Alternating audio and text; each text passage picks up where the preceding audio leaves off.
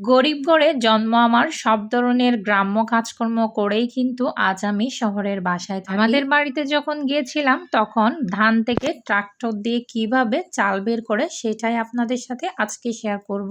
যারা এটা কোনোদিন দেখেননি তারা কিন্তু আজকে নতুন ভাবে আমার এই ভিডিওর মাধ্যমে কিন্তু দেখে নিতে পারেন কিভাবে ধান থেকে চাল হয়। সবাই সচরাচর ধানগুলোকে মিলে নিয়ে যায়, তারপর সেখান থেকে চাল করে নিয়ে আসে, কিন্তু আমাদের বাড়িতে সেটা হয় না। আমার আব্বু সরাসরি ধান ভাঙার ট্রাক্টরটাই কিন্তু আমাদের বাড়িতে নিয়ে আসে, তারপর সেখানেই ধান থেকে চাল হয়। ট্রাক্টর আসার সময় সবাই কিন্তু কাজে ব্যস্ত হয়ে পড়েছে, ওইদিকে দুপুরের রান্নারও কিন্তু তোড়জোড় চলছে। ট্রাক্টরওয়ালাকে আসতে বলেছিল সকাল সকাল করে, কিন্তু উনি এসেছে প্রায় 12টার দিকে, যখন রান্না বান্নার টাইম। তখন উনি এসে ডাকতেছে, তখন আম্মু কিন্তু খুব বেশি বেজার হয়ে গিয়েছিল, কারণ তখন আম্মু রান্নার জন্য জোগাড় করছিল। তো উনি যখন এসে গিয়েছে তখন ওনাকে তো আর ফেরত দেওয়া যাবে না, যেহেতু উনি অনেক দূর থেকেই ধানগুলোকে চাল করার জন্য এসেছিল। তো আম্মু ওনার সাথে অনেক রাগি করে কথাও বলেছে আপনাকে সকালে আসতে, আপনি এসেছেন এত দেরিতে, আমি রান্না কখন করব। তো উনিও আম্মুর সাথে হেসে হেসে বলতেছে, আপনি ধানগুলো কোনো রকম করে নেন, রান্নাটা না হয় আমি করে দিব। ওনার কথা শুনে আমরা সবাই হাসতে হাসতে তো ধানগুলো চাল করার জন্য উনি প্রথমে দেখুন কোথায় ধানগুলো দিচ্ছে, সেখান থেকেই কিন্তু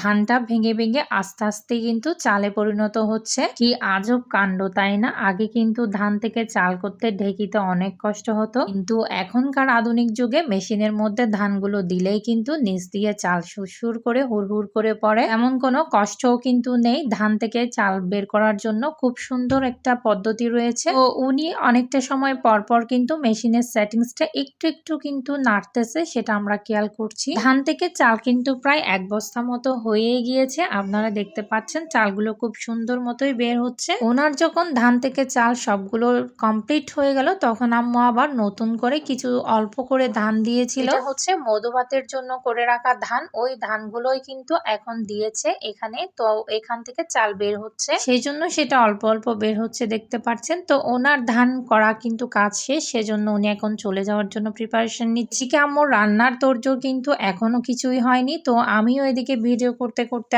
আমারও কিছু করা হয়নি। দুপুর গড়িয়ে তখন প্রায় 12টা 45 হয়ে গিয়েছিল। তো রান্নার জন্য সবাই আবার এই কাজগুলো ফেলে রান্নার কাজে চলে যাচ্ছে। এগুলো আপাতত এখানেই রেখে দিয়েছে, কারণ এইগুলো নিয়ে যদি এখন সব কাজ কমপ্লিট করতে যায় তাহলে দুপুরের রান্নাটাই করা হবে না। দুপুরে রান্না করতে গিয়ে সবাই কিন্তু আবার আরেকটা বেকায়দায় পড়ে যায়, দেখতে পাই যে সেখানে রান্না করার জন্য কোনো ধরনের কাঁচামরিচই নেই। রান্না করার জন্য আম্মু নিয়েছিল বরবটি ভাজি, তো ভাজিতে তো অবশ্যই কাঁচামরিচ লাগবে, সেখানে কাঁচামরিচ না পেয়ে পাশের বাসায় আবার বোনকে পাঠিয়ে কাঁচামরিচ নিয়ে এসে দেন রান্না করলাম। আপনাদের সাথে কথা বলতে বলতে আমার ভিডিও থেকে কিন্তু চলে যাওয়ার ঘন্টাটাও বেজে গিয়েছে। যারা এতক্ষণ পর্যন্ত আমার ভিডিওটা দেখেছেন সবাইকে অসংখ্য অসংখ্য ধন্যবাদ।